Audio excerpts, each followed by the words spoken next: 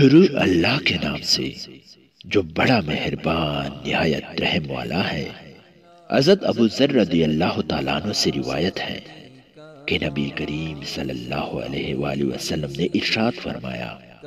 تم میں سے ہر شخص کے ذمے اس کے جسم کے ایک ایک جوڑ کی سلامتی کے شکرانے میں روزانہ صبح کو ایک صدقہ ہوتا ہے۔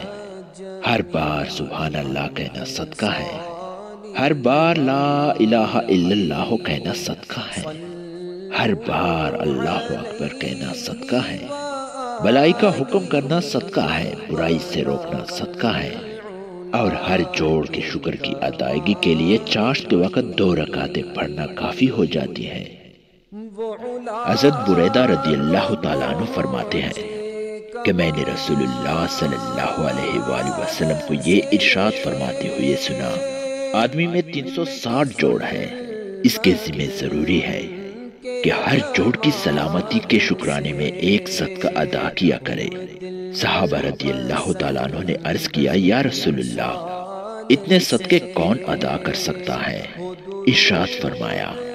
مسجد میں اگر تھوک پڑا ہو تو اسے دفن کر دینا صدقے کا ثواب رکھتا ہے،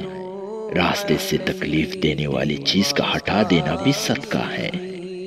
اگر ان عملوں کا موقع نہ ملے تو چاشت کی 2 رکعت نماز پڑھنا ان سب صدقات کے بدلے تمہارے لیے کافی ہے۔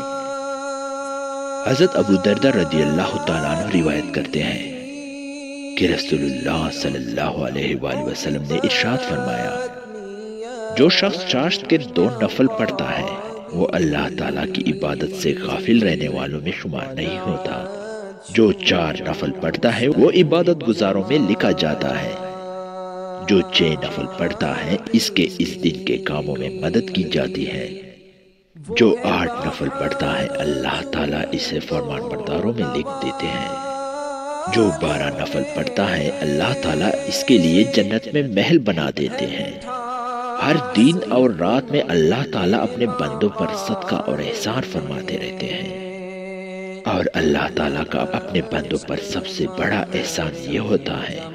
کہ اسے اپنے ذکر کی توفیق عطا فرما دیں۔